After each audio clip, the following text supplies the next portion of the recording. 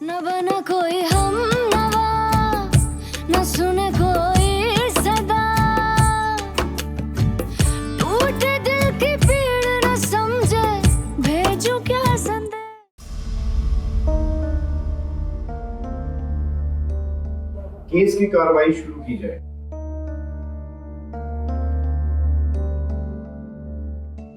जनाबे वाला, मेरे मौक्कल पर लगाए गए तमाम तर इल्जामात न सिर्फ गलत, झूठ और बेबुनियाद हैं।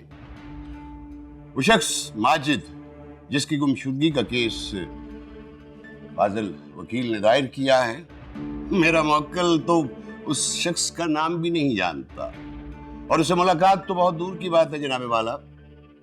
आज तक उनका कभी फोन पे भी राब्ता नहीं हुआ। मैं तो इस बात से हैरान हूं कि माहीन इब्राहिम जैसी सीनियर और नामी ग्रामी वकील न जाने क्यों और किन बुनियादों पर इस केस को लड़ने के लिए आमादा हो गए, जबकि दरख्वास्त गुजार ने खुद इस बात का इकरार किया है कि उनके पास लगाए गए तमाम इल्जामात का न तो कोई सबूत है और न कोई गवाह।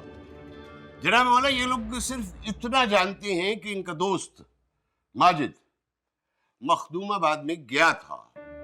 वो क्यों गया, किस काम से गया, कब गया, इनको कुछ पता नहीं। लिहाजा अदालत को चाहिए कि वो अपना कीमती वक्त इस झूठे केस पर जाया न करें। इनका मकसद सिर्फ और सिर्फ मेरे मुअज़्ज़ज़ मुवक्किल की किरदार कुशी है, उनकी सियासी साख को नुकसान पहुंचाने की कोशिश है जनाबे वाला। लिहाजा मेरी अदालत आलिया से दरख्वास्त है कि इस मुकदमे को झूठा और बेबुनियाद करार देकर फिलफौर खारिज किया जाए और मेरे मुवक्किल को बाइज्जत बरी किया जाए। Thank you.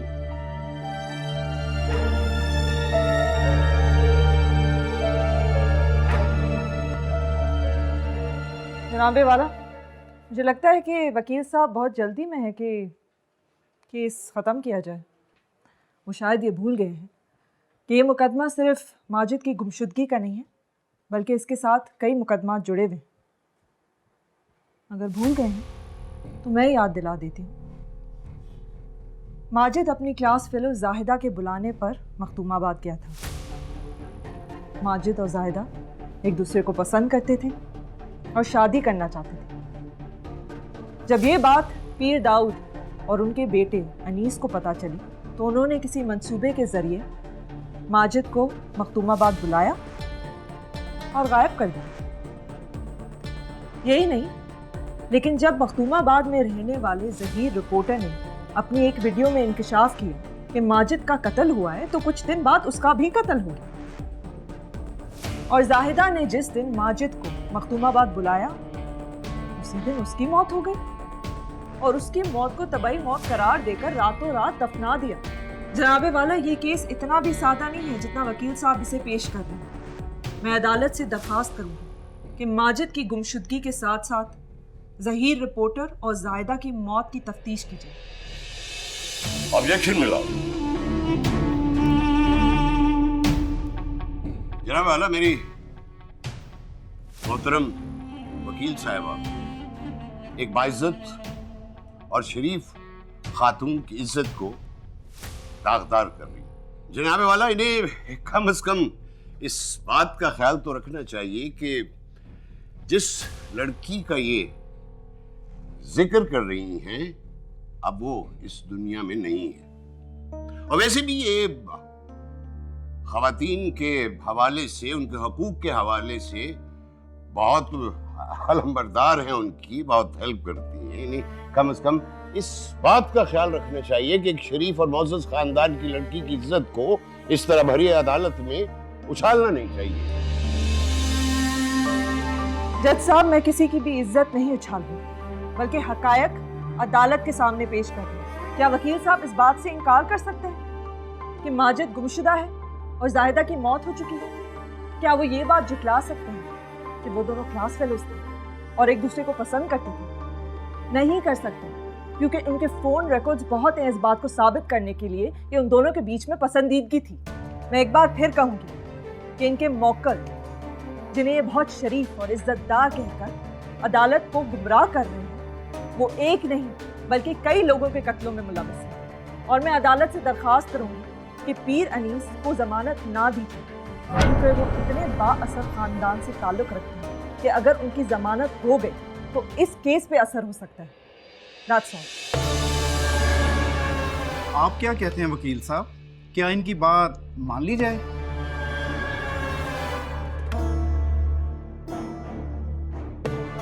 रहने वाला मेरी मोहतरम दोस्त जो कुछ भी फरमा रही थी, लेकिन उन्हें इस बात का ख्याल रखना चाहिए कि मेरे मौक्कल का ताल्लुक एक नहायत ही मुअज़्ज़ज़, शरीफ और सियासी खानदान से। इनकी बहन की मौत को जो वकील साहिबा मुतनाज़ा बना रही हैं, मैं इसकी पुरजोर मजम्मत करता हूँ जनाब वाला। और जनाब वाला, अगर अदालत हुक्म सादर फरमाए तो मैं इनकी बहन की मौत की मेडिकल रिपोर्ट्स अदालत में पेश करने को तैयार हूँ। जनाब वाला, मुझे पूरा यकीन है कि यहाँ बैठा हुआ हर शख्स मेरे मौक्कल के खानदान से अच्छी तरह वाकिफ है। जनाब वाला, इस खानदान की एक सियासी साख भी है और ऐसे मौके पर इन्हें गिरफ्तार करके, और उस वक्त जबकि उनकी सियासी कैंपेन चल रही है, अवाम पहले ही इस बात पे बहुत गम गुस्से में है, उनको गिरफ्तार करके उनके बुनियादी हकूक से महरूम किया जा रहा है। जनाब वाला, अगर अदालत फिर भी इस झूठे और बेबुनियाद इल्जाम की तहकीकात करना चाहती है तो मेरे मौक्कल 24 घंटे हाजिर और तहकीकात में हर किस्म का जनाब वाला गैर मशरूत तावन करने के लिए भी तैयार है। जनाब वाला, इन्हें गिरफ्तार करना एक मुअज़्ज़ज़ इंसान की सियासी साख को दांव पर लगाने के मुतरादिफ है। जज साहब, मुझे लगता है कि वकील साहब के लिए वो लोग मुअज़्ज़ज़ होते हैं जो अमीर ख़ानदानों से ताल्लुक़ रखते हैं, बड़ी गाड़ियों में सफ़र करते हैं, बहुत सारे लोगों के साथ उठना बैठना होता है उनका। मैं उनको याद दिलाना चाहूँगी कि मुअज़्ज़ज़ लोग अमीर लोग नहीं होते, बल्कि वो लोग होते हैं जिनका किरदार बुलंद होता है। और मैं अदालत से ये दरख्वास्त करूँगी कि जब तक इस केस का फ़ैसला नहीं हो जाता, तब तक मुल्ज़िम को उनके नाम से मुखातिब किया जाए, ना कि उन्हें मुअज़्ज़ज़ करार दिया जाए। शुक्रिया। मोहतरमा, मुअज़्ज़ज़ ही रहता है, आप उसे किसी भी नाम से पुकार लें, उनका एक असर और रसूख है, सियासी खानदान है। अभी वो इस अदालत में मुल्ज़िम है। देखिए, आप दोनों सीनियर वकला हैं, क्या आपको ये कहना पड़ेगा कि आप अदालत को मुखातिब करके बात करें, क्रॉस टॉक करने से परहेज करें? जनाब वाला, सॉरी, मैं माजरत चाहता हूँ। देखिए वकील साहिबा, ये केस अभी इनिशियल स्टेज पर है, इस पॉइंट पर हम कोई अंदाज़ा नहीं लगा सकते। हो सकता है कि आपका मौक़िफ़ दुरुस्त हो और ये भी हो सकता है कि ऐसा ना हो। मेरे ख्याल में आप अभी अदालत को ये केस समझने का मौका दें। हाँ, मैं ये मानता हूँ कि ये केस इंतहाई हसास नौइयत का है, हम इसे नज़रअंदाज नहीं कर सकते। और ये भी दुरुस्त है कि ऐसे केसेस में एक गवाह का मिलना बहुत मुश्किल होता है। अदालत को हालात और वाक़यात को देखकर फैसला करना पड़ता है, और कुछ तो अदालत के सामने हो जिसको देखकर अदालत अपनी राय कायम कर सके। मैं ये केस ख़त्म नहीं कर रहा। अगर आपके पास अपने मौक़िफ़ को साबित करने के लिए गवाह है तो उसको अगली पेशी में पेश करें। दूसरी सूरत में अदालत मुल्ज़िम को ज़मानत देने का फैसला कर सकती है। अगली पेशी तक अदालत बर्खास्त की जाती है। Thank you madam. शुक्रिया।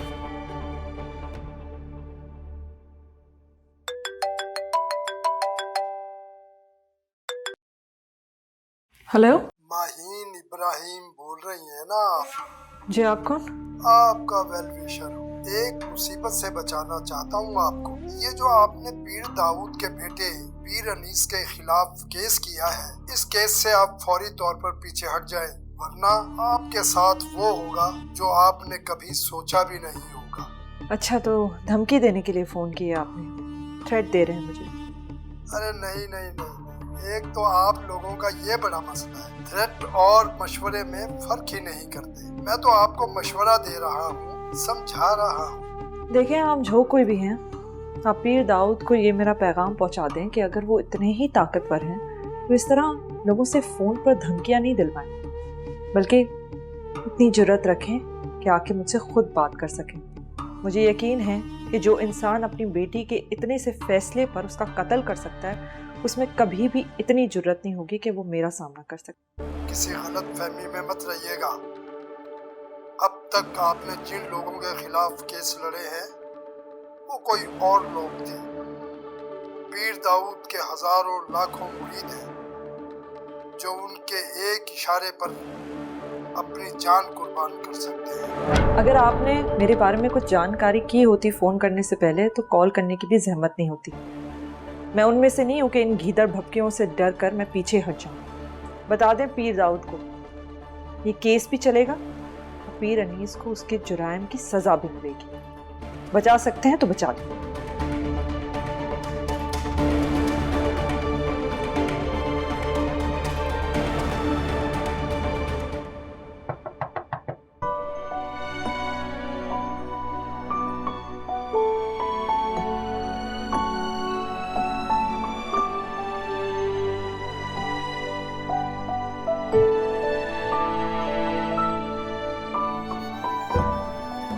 क्या मैं बानू से मिल सकता हूँ?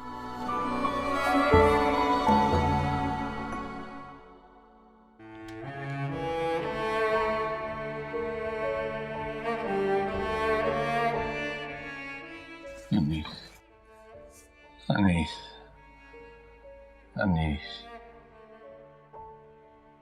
अनीस, अनीस।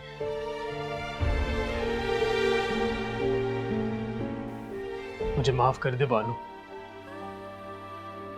मैंने उस दिन ना जाने गुस्से में क्या क्या कह दिया था।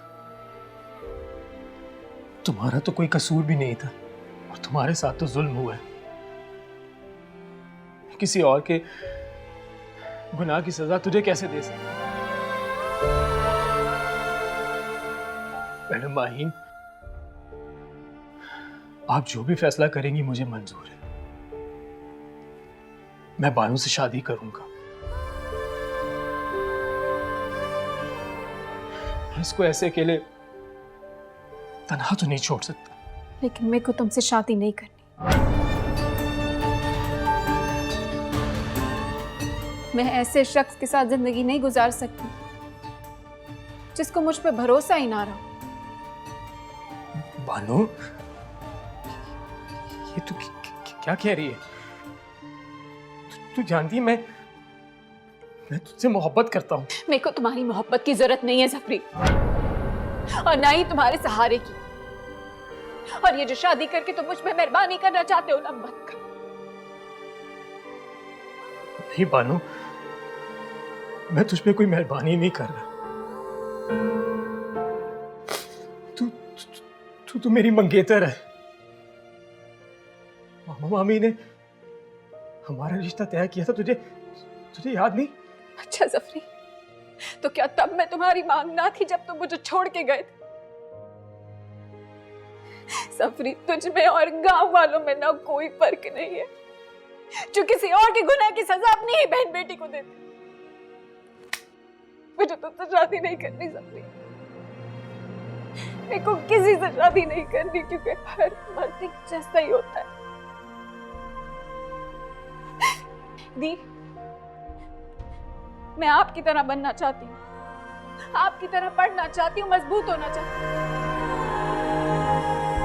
मैं गांव की उन औरतों की तरह जिंदगी नहीं गुजार सकती जिनकी जिंदगियों का फैसला उनके मर्दों के हाथों में होता है।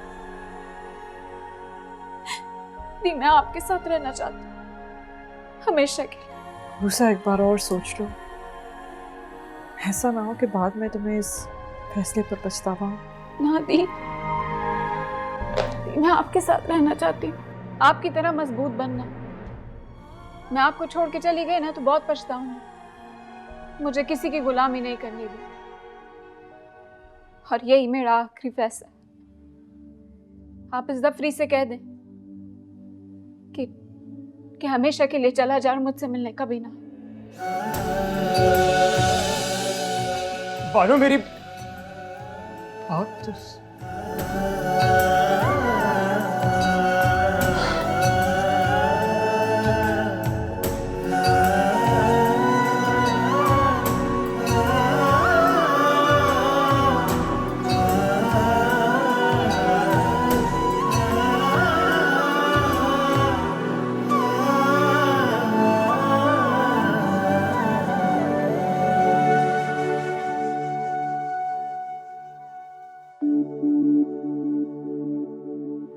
मुझसे शादी करो।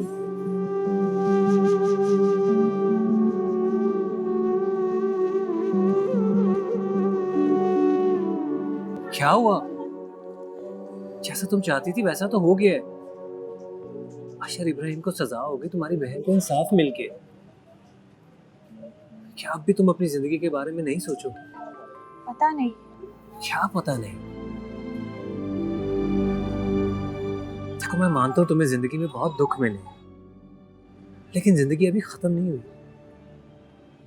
हो सकता है आगे जिंदगी में तुम्हारे लिए बहुत खुशियां लिखी हो। मुझे लगता है तुम्हें जिंदगी को एक और मौका जरूर देना चाहिए। मुझे कोई खुशी नहीं चाहिए, बल्कि मुझे इस जिंदगी से कुछ नहीं चाहिए। आपने मेरी मदद की, मैं उसके लिए बहुत शुक्रगुजार हूँ, लेकिन प्लीज आप मुझसे ऐसी कोई भी तवक्को मत रखिए जो मैं पूरी नहीं कर सकती। मैं चलती हूँ। बैठो। अजीब पागल लड़की हो तुम, समझ ही नहीं रही। तुमसे प्यार करने लगा हूं मैं, सच्चे दिल से चाहने लगा हूं तुम्हें। तुम्हें खुश देखना चाहता हूं। किस बात से तुम्हें कोई फर्क नहीं पड़ता?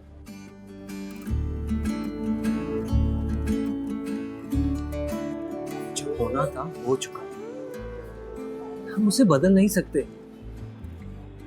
लेकिन हम अपने आने वाले वक्त को तो बदल सकते हैं ना। और मैं बदलूंगा तुम्हारा वक्त। तो मुझे एक मौका देके तो देखो, एक बार मुझे आजमा के तो देखो प्लीज।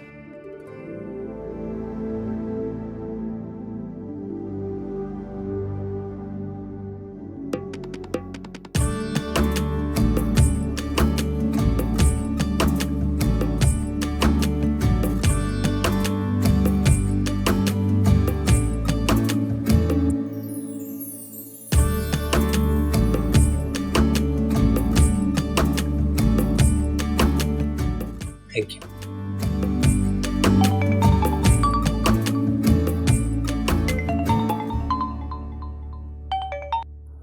हेलो जी मैडम, मैं वक्त पर पहुंच जाऊंगा। डोंट यू वरी, मैं वक्त पर पहुंच जाऊंगा। आप टेंशन मत लें। ओके, अल्लाह हाफिज। जनाब वाला, मैंने मेडिकल रिपोर्ट्स आपकी खिदमत में पेश कर दी हैं। इन रिपोर्ट्स के मुताबिक मेरी मुअज़्ज़ज़ वकील ने जो भी इल्ज़ामात लगाए वो बिल्कुल बेबुनियाद और गलत है। लिहाजा मेरी अदालत से गुजारिश होगी कि इन्हें हुक्म सादर फरमाया जाए कि इस गलत बयानी पर माफ़ी मांगे, ताकि आइंदा ऐसी गलती सरजद ना हो। जी माहिन साहिबा, इन्होंने तो मेडिकल सर्टिफिकेट पेश कर दिए हैं। आपके गवाह कहाँ हैं? जी जज साहब, आज जो गवाह मैं अदालत के सामने पेश करने जा रही हूँ, उसकी गवाही सुनने के बाद अदालत को फैसला करने में बिल्कुल भी मुश्किल नहीं होगी। और वकील साहब जो ये फेक सर्टिफिकेट दिखाकर माफ़ी का मुतालबा कर रहे हैं, उनको खुद माफ़ी मांगनी पड़ेगी। वो तो ठीक है, मगर आपके जो भी गवाह हैं उन्हें बुलाएं। इंतजार किस बात का है? जी जज साहब, वो रास्ते में ही हैं, बस पहुंच ही रही होंगी। ये क्या बात हुई? अदालत का वक्त बहुत कीमती है। वक्त पर गवाह की हाजिरी को यकीनी बनाना आपकी जिम्मेदारी है। जनाब वाला, अदालत में इनके गवाह की गैर मौजूदगी ये साबित करती है कि इनके पास न तो कोई गवाह है और न कोई सबूत। इनके पास लगाने के लिए सिर्फ और सिर्फ इल्जाम है। जनाब वाला, मेरे ख्याल में अदालत को ये हुक्म सादर करना चाहिए कि वो किसी को भी ये मौका फराहम ना करें कि वो मेरे मौक्कल की किरदार कुशी करे। अब आप क्या कहती हैं? जज साहब, वो बहुत मुश्किल से यहाँ आ रही हैं और क्योंकि अदालत का काम है और नाम है इंसाफ देना, तो कभी कभी इंसाफ देने में भी कुछ वक्त लग जाता है, तो मैं अदालत से दरख्वास्त करूँगी कि ज़रा वक्त दिया जाए। आपकी सारी बातें ठीक हैं, मगर काम का एक तरीका होता है। अगर 5 मिनट तक आप अदालत में गवाह पेश ना कर सकें तो हमें अगली पेशी तक कार्रवाई रोकनी पड़ेगी और मुल्ज़िम को जमानत भी देना पड़ेगी। जनाब वाला, मुझे अभी तक एक बात समझ में नहीं आई कि हम इस मौजूद अदालत में किस बात पे उलझे हुए हैं। जनाब वाला, अगर इनके पास कोई ऐसा सबूत मौजूद है तो इनको चाहिए कि माजिद की गुमशुदगी में मेरे मौक्कल का कोई हाथ है, तो वो इनको चाहिए कि वो सबूत वो गवाह पेश करे। ये बातों को इधर उधर घुमा के मेरी समझ में नहीं आ रहा कि ये क्या साबित करना चाहती हैं। जनाब वाला, मेरे ख्याल के मुताबिक कि अब मजीद इंतजार करना फजूल है। आप अगर केस को जारी रखना चाहते हैं तो अगली पेशी मुकर्रर कर दें। मेरे ख्याल में अब ऐसा करना पड़ेगा। ठीक है जज साहब, मेरे गवाह पहुंच गए। अदालत की इजाज़त हो तो गवाही पेश की जाए। जी जी, इजाजत।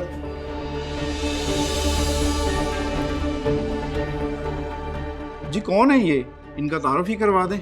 जज साहब, आज ये खातून अदालत की तारीख बदलने वाली।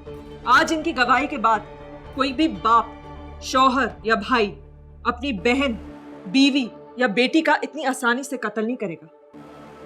क्या हमारा मजहब एक लड़की को इजाजत नहीं देता कि वो अपनी मर्जी से शादी करे? क्या इस ख्वाहिश की सजा मौत है? क्या हमारा माशरा या हमारी अदालत एक लड़की को इजाजत नहीं देती कि वो अपनी मर्जी का इजहार करे? जब मजहब, अदालत और माशरा इजाजत देता है तो कोई बाप या भाई उसका कत्ल कैसे कर सकता है? जनाब वाला, हम मौजूद वकील साहिबा की ये बातें सुनने के लिए नहीं बैठे। ये काम तो वो अदालत के बाहर भी कर सकते हैं। फिर ये अदालत का वक्त क्यों जाया कर रही है जनाब वाला? Objection over ruled. वकील साहिबा, आप गवाह का तारुफ करवाएं। आप मुअज़्ज़ज़ अदालत में मौजूद हैं, आप जो कुछ जानती हैं कह दीजिए।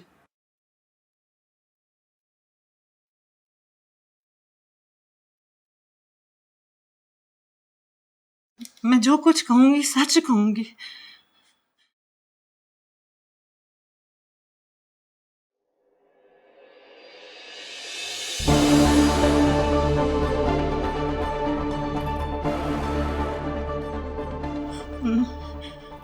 साईं,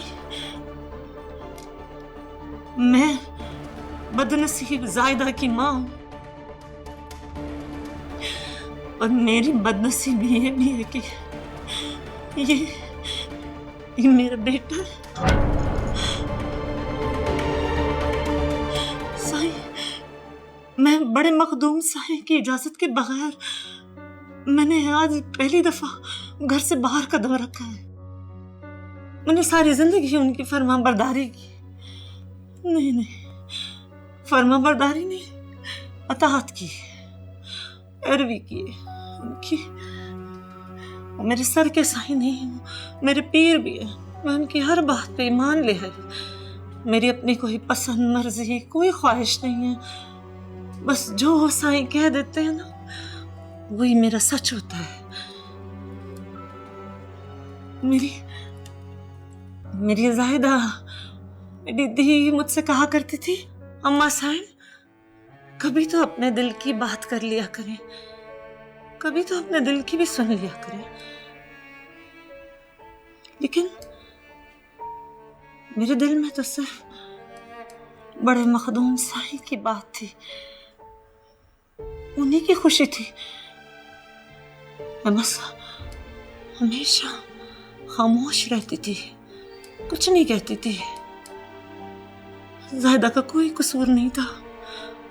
उसने मुझे बताया था वो उस लड़के को पसंद करती थी ना, जो यूनिवर्सिटी में उसके साथ पढ़ता था। उसने मुझे बताया, लेकिन मैंने उसे चुप करा दिया। मैंने कहा अपने अब्बा की इज्जत के वास्ते चुप हो जा, लेकिन उसको अपने बाप पे बड़ा मान था, उसकी हर बात मानते थे, तो उनके सामने अपने दिल की बात कह गई। बस यही भूल हो गई उससे। पता नहीं क्या कहा क्या नहीं कहा, बाप बेटी में बड़ा झगड़ा हो रहा था, और फिर ये आ गया, नशे में था शायद, इसने गोली मार दी मेरी ज़ायदा को, मार दिया मेरे बेटे को इसने।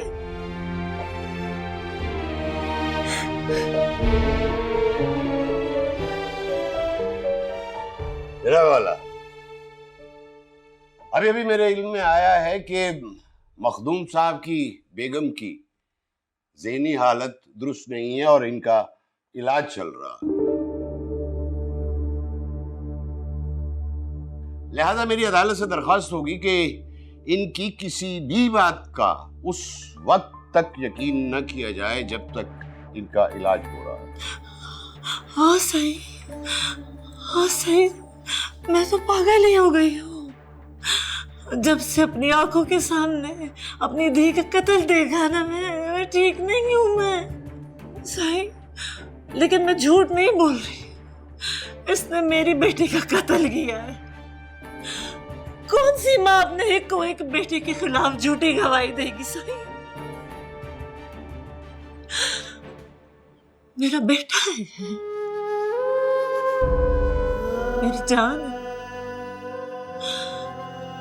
लेकिन इसने मेरी ज़ायदा का कत्ल किया है, इसने मारा उसे, कोई कसूर नहीं था उसका। वो भाग के भी शादी कर सकती थी उस लड़के के साथ, लेकिन अपने बाप और भाई को मनाने के लिए आ गई, ये कसूर था उसका, ये गलती थी उसकी। इसने मार दिया मेरी ज़ायदा को। मुझे मेरे देह के लिए इंसाफ चाहिए, इसको इसके जुर्म की सजा मिलनी चाहिए सही।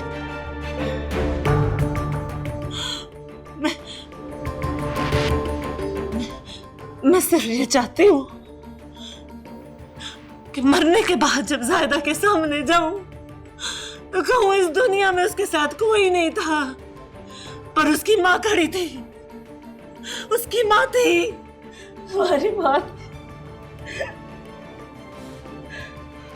ये सही मेरी दी दा खून है, मेरी दी दा खून है।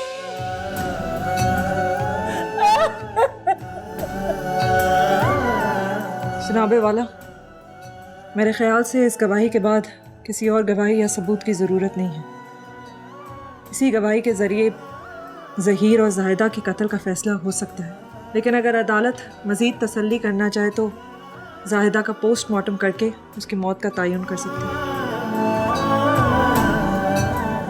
That's all.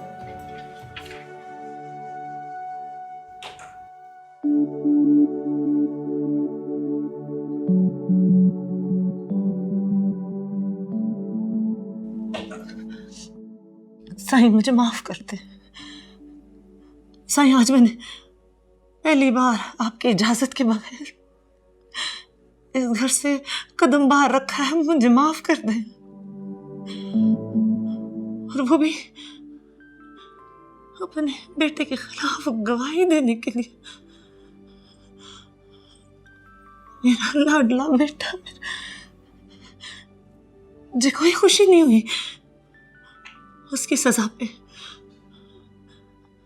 लेकिन इतना इत्मीनान जरूर है कि मेरी ज़ायदा को इंसाफ मिल गया। अब मैं मरने के बाद उसके सामने अपना मुंह तो दिखा सकूंगी ना।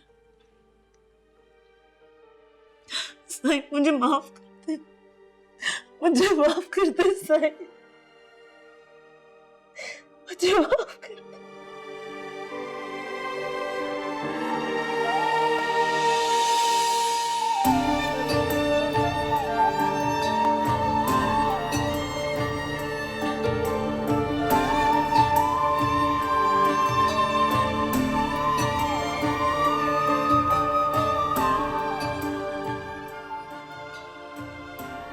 माँ।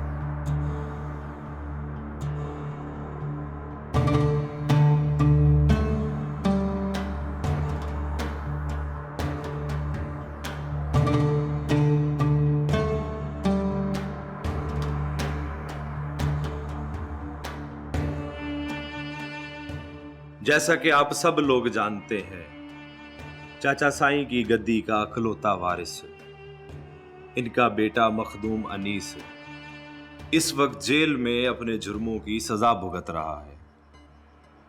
कानून ने तो उसको जो सजा दी है वो तो उसे मिल के रहेगी, मगर उसके गुनाहों की वजह से चाचा साईं ने उसे अपनी गद्दी, कुर्सी और घर से बेदखल कर दिया।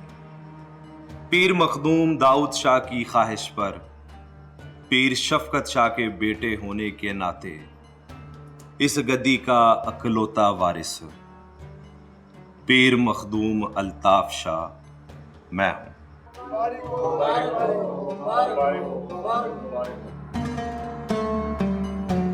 मेरी कोशिश होगी कि इस गद्दी पर बैठकर अपने बाप दादा के नक्शे कदम पर चलते हुए आप सब लोगों की खिदमत करूं। जिंदाबाद जिंदाबाद। बहुत शुक्रिया।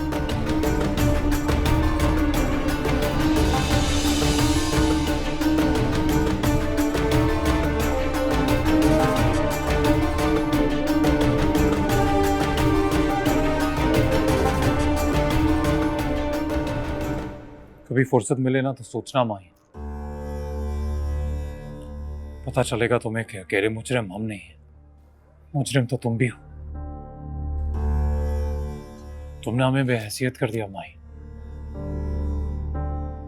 लोग अब हमें हमारे नाम से कम और तुम्हारे नाम से ज्यादा जानने लगे।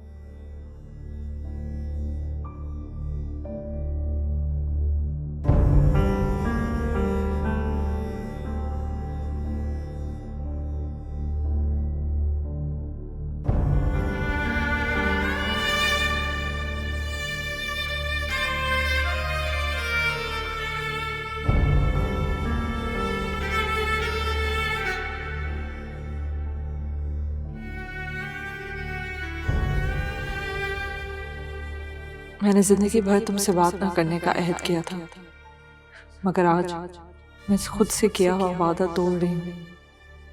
इसलिए नहीं कि मुझे तुमसे कोई हमदर्दी है, तुम्हारा जुर्म इस काबिल ही नहीं कि तुमसे कोई हमदर्दी करे, मगर तुमने सच कहा था कि मुजरिम सिर्फ तुम नहीं, मैं भी मुजरिम हूँ।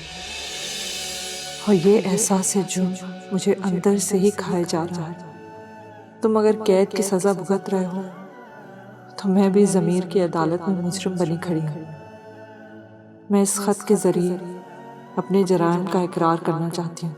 मैं मानती हूँ कि मुझसे बहुत गलतियाँ हुई। मैं तुम्हारी उम्मीदों पर पूरा नहीं उतर सकी। तुम्हें जैसी बीवी चाहिए थी मैं वैसी नहीं बन सकी। तुम्हें इतना वक्त नहीं दे सकी जितना तुम देना चाहते थे।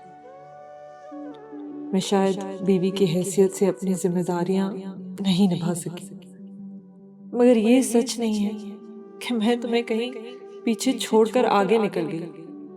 हशर, हम दोनों कोई रस्मी मियां बीवी तो नहीं थे। हम तो मोहब्बत और एतमाद के मजबूत धागे से बंधे हुए थे। फिर हम एक दूसरे से अलग कैसे हो गए? तुम शायद भूल गए, तुम्ही ने कहा था कि मोहब्बत में एक जमा एक ही होता है। फिर हम दो कैसे हो गए? कैसे? तुमने कैसे सोच लिया कि तुम पीछे रह गए और मैं आगे निकल गई? ये मुमकिन ही नहीं था। अगर तुम्हें ऐसा एहसास हुआ है तो फिर उसकी वजह सिर्फ यही होगी कि तुम्हारी मोहब्बत के सब दावे झूठे थे, और मेरा जुर्म ये भी है कि मैं तुम्हारी झूठी मोहब्बत पर एतबार कर बैठी। तुम्हारी सजा तो चंद सालों में खत्म हो जाएगी, मगर मुझे अपनी जुर्म की सजा सारी उम्र भुगतनी पड़ेगी।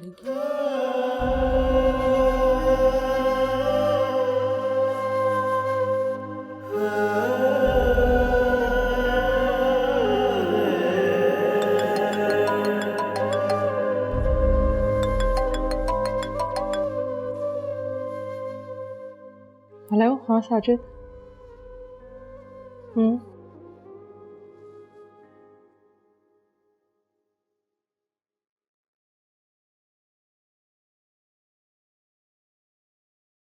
अहम खबर से आपको आगाह करें कि हुकूमत मारूफ खानदान और social media activist Maheen Ibrahim की एनजीओ पर लगाई गई पाबंदी फौरी तौर पर हटाए जाने का हुक्म दे दिया है। माहीन इब्राहिम की एनजीओ पर फॉरेन फंडिंग और मुल्की मफाद के खिलाफ काम करने के इल्जामात साबित नहीं हो सके। हुकूमत के इस फैसले के मुतालिक अवाम की क्या राय है, ये भी जानेंगे। आपको बताएं, हुकूमत ने मारूफ खानदान और social media activist Maheen Ibrahim की एनजीओ पर लगाई गई पाबंदी फौरी तौर पर हटाने का हुक्म दे दिया है। माहीन इब्राहिम की एनजीओ पर फॉरेन फंडिंग और मुल्की मफाद के खिलाफ काम करने के इल्जामात साबित नहीं हो सके हैं। तो खबर अभी एक मिनट, अरे ये अरे मम्मा अभी खेलने मेरे साथ। चलो आ जाओ। चले। अब हम दी को पकड़ेंगे।